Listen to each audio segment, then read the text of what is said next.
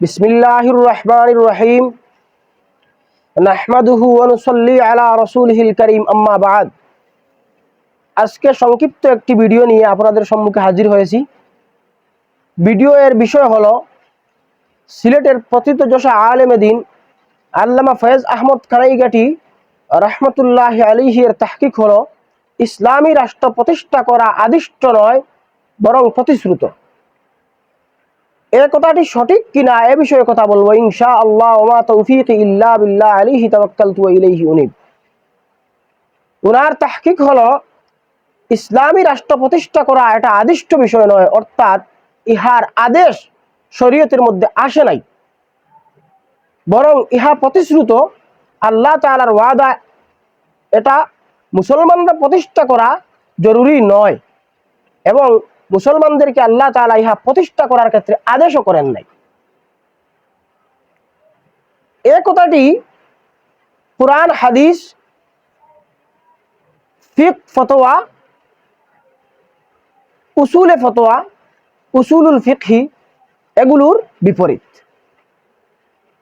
কুরআন হাদিসে বুরি বুরি প্রমাণ রয়েছে এবং ফুকাহায়ে কেরামগণ একেবারে স্পষ্ট ভাষায় বিবরণ দিয়েছেন যে ইসলামী রাষ্ট্র, ইসলামী সরকার প্রতিষ্ঠা করা উম্মতের উপর ফরজ, ওয়াজিব। এ সংক্রান্ত কিছু দলিল আমি আপনাদের সম্মুখে উপস্থাপন করব। ওয়া মা তৌফিকি ইল্লা বিল্লাহ আলাইহি তাওয়াক্কালতু ওয়া ইলাইহি উনীব। আল ইমামাতুল উজমা ইনদা আহলিস সুন্নাতি ওয়াল জামাআহ নামে একটি কিতাব লিখেছেন আব্দুল্লাহ ইবনে উমর আদ-দিময়াজি। এই কিতাবের 48 নম্বর পৃষ্ঠার মধ্যে তিনি কোরআনের একটি আয়াতের মাধ্যমে সাব্যস্ত করেছেন যে ইসলামী রাষ্ট্র, ইসলামী সরকার প্রতিষ্ঠা করা উম্মতের উপর জরুরি। তিনি বলেন, ক্বাল আল্লাহু তাআলা ফাহকুম বাইনাহুম বিমা আনজালাল্লাহু ওয়া লা তাত্তাবি আহওয়াআহুম আম্মা জাআকা মিনাল হক ফাহাযা আমরুম মিনাল্লাহি লিরাসূলিহি সাল্লাল্লাহু আলাইহি ওয়াসাল্লাম বিআন ইয়াহকুমা বাইনাল মুসলিমিনা বিমা আনজালাল্লাহ ওয়া খিতাবুর রাসূল সাল্লাল্লাহু আলাইহি ওয়াসাল্লাম খিতাবুল লিউম্মতি মা লাম ইয়ারিদ দালিলুন ইউখাসসিসুহু বিহি ওয়া হুনা লাম ইয়ারিদ দালিলুন আলা আত-তাখসিস فيكون خطابا للمسلمين جميعا بإقامة الحكم بما أنزل الله إلى يوم القيامة فتكون جميع الآيات الآمرة بالحكم بما أنزل الله دليلا على وجوب نصب إمام يتولى ذلك। তিনি এখানে সংক্ষেপে বলতে চাইতেছেন যে আল্লাহ তাআলা যে বলেছেন ফাহকুম বাইনাহুম বিমা আনজালাল্লাহ, আল্লাহ তাআলা যা নাজিল করেছেন ইহার দ্বারা মানুষের মধ্যে তুমি ফয়সালা করো। যদিও এটি রাসূল সাল্লাল্লাহু আলাইহি ওয়াসাল্লামকে সম্বোধন করে বলা হয়েছে, কিন্তু এই আয়াতের হুকুমটি আম, উম্মতের সকলের ক্ষেত্রে প্রযোজ্য। কারণ ইহা রাসূলের ক্ষেত্রে খাস হওয়ার ক্ষেত্রে কোনো ধরনের দলিল পাওয়া যায়নি। তাহলে বুঝা গেল এই আয়াতটি সমস্ত উম্মতদের ক্ষেত্রে আম। তাহলে প্রত্যক্ষভাবে আল্লাহর রাসূল সাল্লাল্লাহু আলাইহি ওয়াসাল্লামকে আল্লাহ ইহা নির্দেশ করিয়া পরোক্ষভাবে সমস্ত উম্মতদেরকে নির্দেশ করতেছেন যে তোমরা মানুষের মধ্যে ফয়সালা করো। ফয়সালা করো আল্লাহ তাআলা যা কিছু নাজিল করেছেন ইহার মাধ্যমে। আর সকলে জানে ফয়সালা করতে হলে কি করতে হবে? একজন বিচারক নিযুক্ত করতে হবে। আর আল্লাহ তাআলার আয়াতসমূহের মাধ্যমে ফয়সালা করা ইহা ইসলামী সরকার ব্যতীত সম্ভব নয়।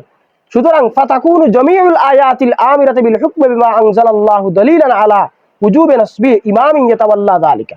সুতরাং যত আয়াত রয়েছে, যে সমস্ত আয়াতের মধ্যে হুকুম বিমা আনজালাল্লাহ এর নির্দেশ রয়েছে, এ সমস্ত আয়াত এই প্রমাণ বহন করে ইসলামী সরকার প্রতিষ্ঠা করা ওয়াজিব হওয়ার উপর যে ইসলামী সরকার এ সমস্ত ফয়সালা করবে।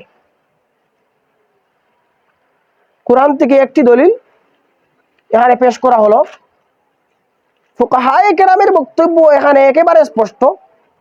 ফুকাহায়ে কেরামগণ একেবারে স্পষ্ট বলেছেন যে সমস্ত উম্মত, সলাফ এবং খলফ সবাই একমত যে উম্মতের উপর জরুরি হইল ফরজ ওয়াজিব হইল ইসলামী সরকার প্রতিষ্ঠা করা।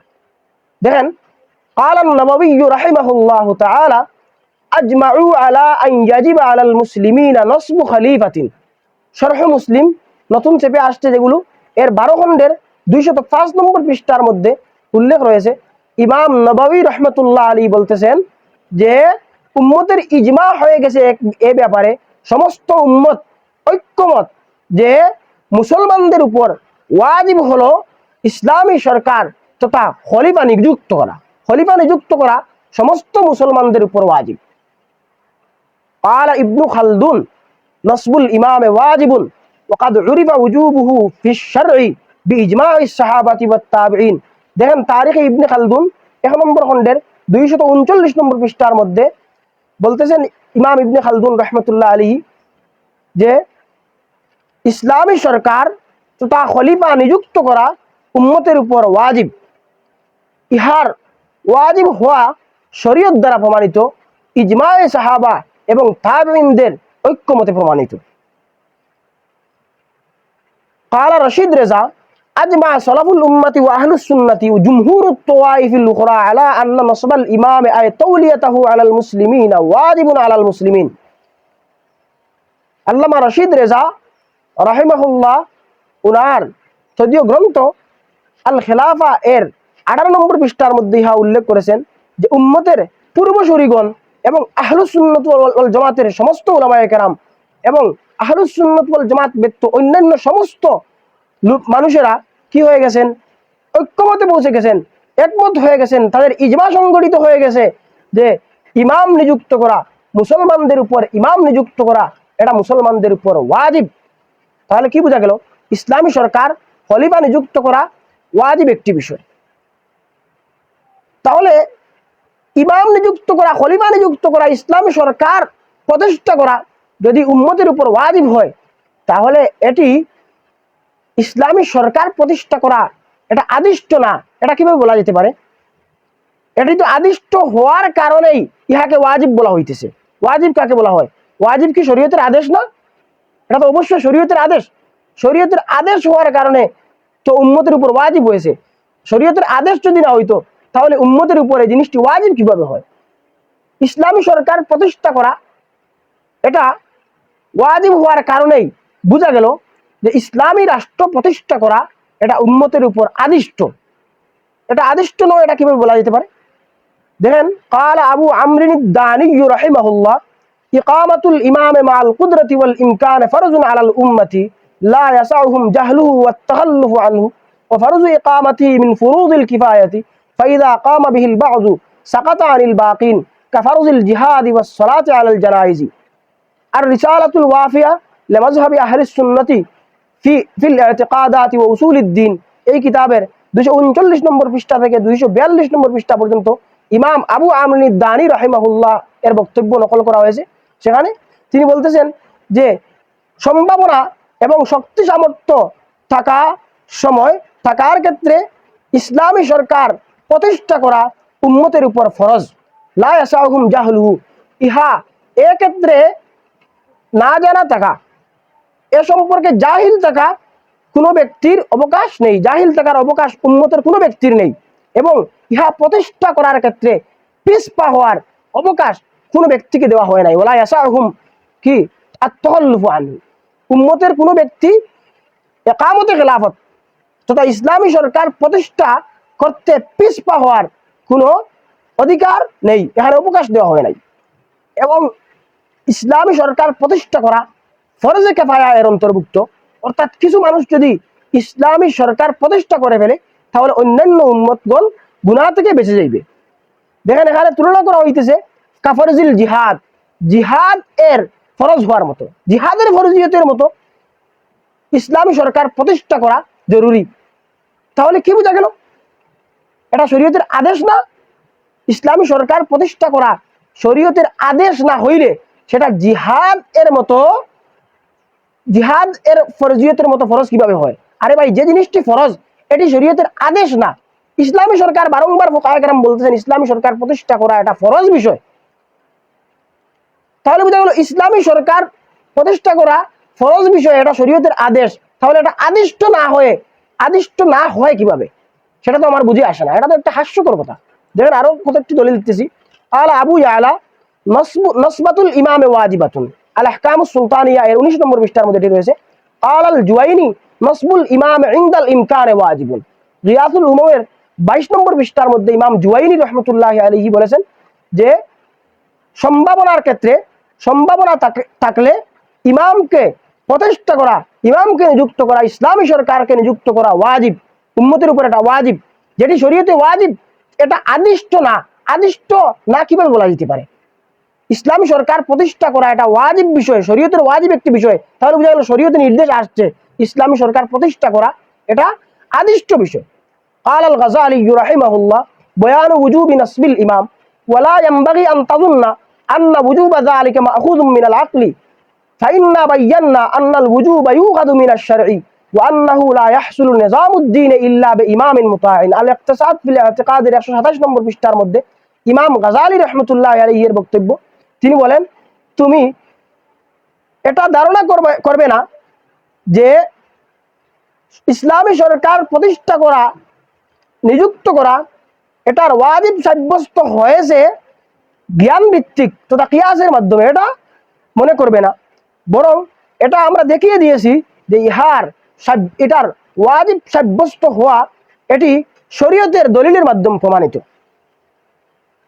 এবং ইসলামের নিজাম এটি অর্জিত হইবে না, তবে শুধুমাত্র অনুসরণীয় ইসলামী সরকারের মাধ্যমে ইসলামের নিজাম কি থাকবে, ইসলামের নিজাম অর্জিত হইবে, ইসলামী ব্যবস্থাপনা অর্জিত হইবে। ইমাম গাজালি রহমতুল্লাহ আলাইহি স্পষ্ট বলতেছেন যে ইসলামী সরকার নিযুক্ত করা, ইসলামী সরকার প্রতিষ্ঠা করা এটা শরীয়তের দলিল দ্বারা প্রমাণিত ওয়াজিব একটি বিষয়। তাহলে যে জিনিস শরীয়তে ওয়াজিব এটার অর্থ কি? শরীয়তে আদেশ এসেছে, তাহলে এটাকে আদিষ্ট নয় কিভাবে বলা যেতে পারে? قال أبو المعين النصفي رحمه الله المسلمون لا بد لهم من إمام يقوم بتنفيذ أحكامهم وإقامة حدودهم ولهذا أجمعت الصحابة على نصب الإمام التمهيد في أصول الدين। এই কিতাবের 155 নম্বর পৃষ্ঠার মধ্যে আবুল মুঈন আন-নাসফি রাহমাতুল্লাহ আলাইহির বক্তব্য দিয়েছেন। তিনি বলেছেন মুসলমানদের জন্য অত্যাবশ্যক তথা জরুরি হলো একজন ইসলামী সরকার থাকা, যে কি করবে হুকুম আহকাম, হুদুদ, কিসাস এগুলোর কি করবে, এগুলো চালু করবে, এগুলো কার্যকর করবে। এই কারণে সাহাবায়ে কেরামগণ ইমাম নিযুক্ত করার ক্ষেত্রে সবাই একমত হয়ে গেছেন। তাহলে এখানে লাবুদ্দা মুসলমানদের জন্য থাকা জরুরি যে ব্যক্তি হুদুদ কিসাস কি করবে, কার্যকর করবে। তাহলে বুঝা গেল এটা শরীয়তের আদিষ্ট একটি বিষয়। قال التفتازاني رحمه الله نصب الإمام بعد انقراض زمن النبوة واجب علينا سمعا عند أهل السنة والجماعة। শরহুল মাকাসিদ ফি ইলমিল কালাম এর 2 নম্বর খণ্ডের 273 নম্বর পৃষ্ঠার মধ্যে ইমাম তাফতাজানি রাহমাতুল্লাহ আলাইহি বলতেছেন যে রাসূল সাল্লাল্লাহু আলাইহি ওয়াসাল্লামের জমানার পরে আহলুস সুন্নাত ওয়াল জামাতের মতে হাদিস এবং দলিলের মাধ্যমে প্রমাণিত ইমাম নিযুক্ত করা, ইসলামী সরকার নিযুক্ত করা উম্মতের উপর ওয়াজিব, এটা সামআন ওয়াজিব, অর্থাৎ শরীয়তের দলিলের মাধ্যমে প্রমাণিত একটি বিষয়। قال عبد الرحمن ابن محمد ابن قاسم نصبه فرض كفاية لازم واجب بالسنة والإجماع لمسيس الحاجة إليه حاشية الدرة المضيئة في عقد الفرقة المرضية। এই কিতাবের 133 নম্বর পৃষ্ঠার মধ্যে ইহা উল্লেখ আছে। আরো অসংখ্য অগণিত কিতাবের মধ্যে ফুকাহায়ে কেরামের বক্তব্য স্পষ্ট রয়েছে যে ইমাম নিযুক্ত করা, ইসলামী সরকার নিযুক্ত করা সম্ভব হলে এটা উম্মতের উপর ফরজ একটি বিষয়, ওয়াজিব একটি বিষয়। তাহলে বোঝা গেল ইসলামী সরকার তথা ইসলামী রাষ্ট্র প্রতিষ্ঠা করা উম্মতের উপর ওয়াজিব ফরজ বিষয়। আর যে জিনিস শরীয়তে ফরজ হয়েছে, ওয়াজিব হয়েছে, সেটা কিভাবে বলা যেতে পারে সেটার আদেশ শরীয়তে আসে নাই, এটা কোনো সুস্থ মস্তিষ্ক মানুষ বলতে পারে না। শরীয়তের ওয়াজিব বিষয় ফরজ বিষয় এটি আবার আদিষ্ট না, এটা একটা হাস্যকর কথা। তাহলে বোঝা গেল এটা শরীয়তের আদিষ্ট একটি বিষয়। হ্যাঁ, আয়াতের মধ্যে আল্লামা ফয়েজ আহমদ কানাইগাড়ি রহমতুল্লাহ আলাইহি বিভিন্ন আয়াতের মাধ্যমে সাব্যস্ত করেছেন আল্লাহ তাআলা ওয়াদা করেছেন নেক আমল করলে আল্লাহ তাআলা কি দিবেন, খেলাফত ব্যবস্থা করে দিবেন। ভাই নেক আমল করলে আল্লাহ তাআলা খেলাফত ব্যবস্থা চালু এমনিতেই করে দিবেন, এর অর্থ এটা নয় যে আসমান থেকে আল্লাহ তাআলা আসিয়া নিজে নিজে প্রতিষ্ঠা করে দিবেন। আর নেক আমল করলে আল্লাহ করে দিবেন ইসলামী সরকার বাস্তবায়ন করার প্রচেষ্টা করা এটাও তো একটা নেক আমল। সুতরাং বোঝা গেল যে কি করতে হবে, এটা প্রতিষ্ঠা করার জন্য চেষ্টা করতে হবে। আল্লাহ তাআলা বলেছেন যে ইন্না নাহনু নাযালনা যিকরা ওয়া ইন্না লাহু লাহাফিজুন, আমি কোরআন নাজিল করেছি, কোরআনকে হেফাজত করব। তাই বলে কি কোরআন হেফাজতের চেষ্টা করতে হবে না? কোরআন তো মানুষেরাই কি করবে, হেফাজত করবে। এখন যদি বলা হয় কোরআন হেফাজত করার জন্য মানুষ আদিষ্ট না, তাহলে এটা একটা হাস্যকর কথা হয়ে যাবে। ঠিক সেখানেও সেরকম কথা বলা হাস্যকর একটা কথা হয়ে যাবে।